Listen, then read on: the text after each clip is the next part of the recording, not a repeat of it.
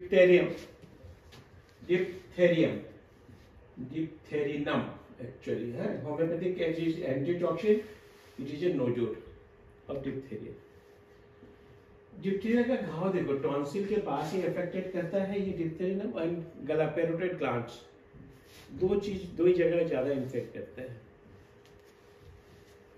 और ये बीमारी आगे जाकर के ये कैंसर वाले भी जितने केसेस पाया जाता है.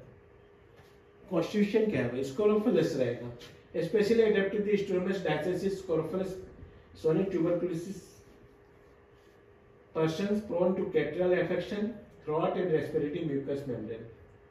जो गले में जो जितने ग्लैंड वगैरह बढ़े रहते हैं उस टाइप के वो पेशेंट आएंगे, तब हमको डिप्थेरियम के बारे में सोचना है. और इसमें प्राय सर्दी और सांस लेने की तकलीफ बने रहेगी. इसको पहचानने का तरीका यही है. कॉन्स्टिट्यूशन कैसा होगा? Patient is very weak, exhausted, मतलब कितना थका हुआ है, टायर्ड है, और डिप्थेरिक वायरस के प्रति बहुत ज्यादा सेंसिटिव होते हैं.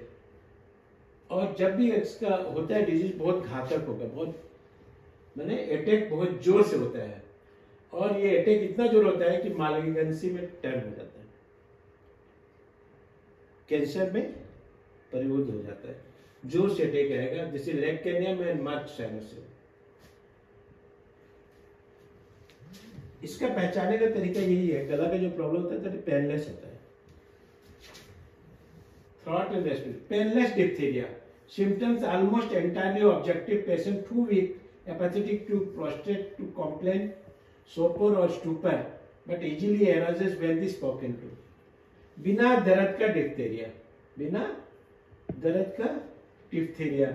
लक्षण बहुत ज्यादा वस्तुनिष्ठ. रोगी इतना कमजोर की महसूस करता है कि वो बहुत उदास और थका हुआ दिखेगा. कमजोरी और थकान के कारण वो अपनी तकलीफ को इतना टायर्ड रहेगा, अपना प्रॉब्लम को बता नहीं पाएगा. लेकिन जितना भी गहरी बेहोशी में रहे, बात करना है तो वो जग जाएगा. जितना भी गहरी ये में रहेगा, नींद में रहेगा, बात करना है तो वो जग जाएगा, तुरंत बात करने के लिए रेडी रहेगा, तत्पर रहता है.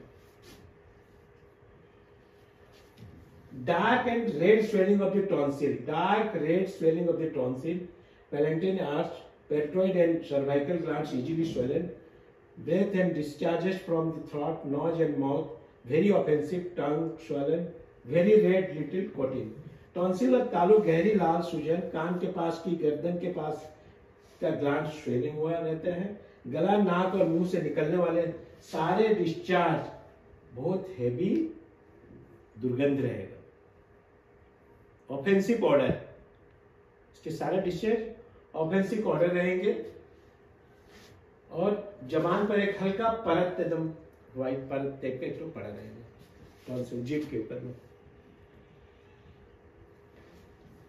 डिप्थेरिक मेम्ब्रेन थिक, डार्क ग्रे और ब्राउनिश ब्लैक, टेम्परेचर लो और subnormal, pulse weak and rapid, extremities cold and marked ability, patient lies in this semi stupid condition, eyes dull and besotted. Diphtheric झिल्ली मोटी और गहरे भूरे रंग के काले, तापमान टेम्परेचर कम होना या असामान्य रहेगा. अब पल्स बहुत वीक रहेगा और हैवी तेज भी रह सकता है. हाथ पैर ठंडे और बहुत ही कमजोर हो जाते हैं. रोगी सेंसलेस में रहेगा और आंखें एकदम पूरा बेजान जैसा, बेसोटेड बोलते हैं उसको, बेजान रहेगा, फंक्शनलेस हो जाएगा.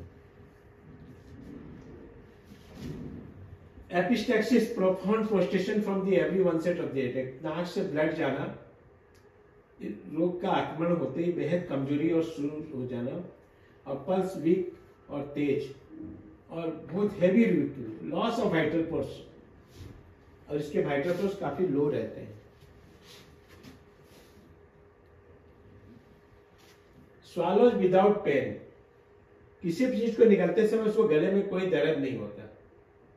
पेनफुल होता है तो मार्क्सवाल, बेरोडोना ये सब पेनफुल है, पर डिप्थेरियम जहां देना है वहां पर अगर निकल रहा है तो उसको पेनलेस होगा.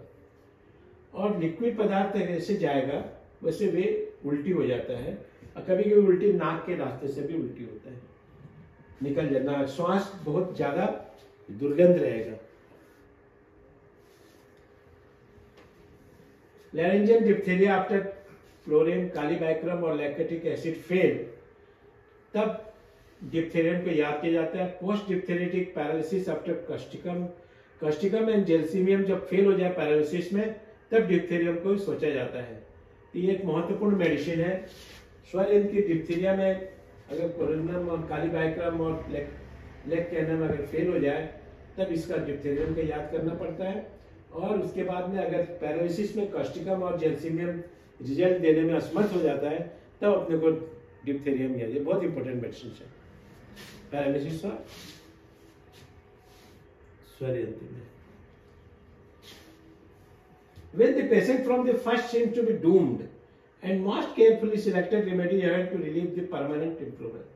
जब कोई रोगी शुरू से एकदम मुरझाया हुआ रहता है, दिखाई देता है, बहुत ही सावधानी पूर्वक से चुने हुए दवा देने के बाद भी अगर रिलीफ नहीं होता है, तो उसे एक डोज दे करके इसे देखा जा सकता है।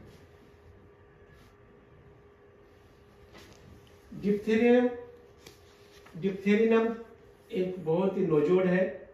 Like all the nodules, it is practically worthless in the potency below the 30th. 30 power के नीचे देना नहीं है कभी भी। Its a curative value also increases with the increase of potency from the 200 या 200 से ऊपर 1 में cm में। It need not to should be not be repeated frequently. इससे बार-बार देने की दरकार नहीं है, सिंगल डोज देके छोड़ दिया जाता है। It will cure every cases that the crude active toxic will entirely free from the dangerous sequelae besides it से। इट जो होम्योपैथी के लिए अगर देते हो तो कहीं भी आपको साइड इफेक्ट टॉक्सिसिटी कुछ नहीं मिलेगा। ठीक है, इसमें याद क्या रखना है? Painless diphtheria swallow without pain. Painless diphtheria swallow without pain, but fluids are vomited or returned by the nose. नाक से भी फूड निकलना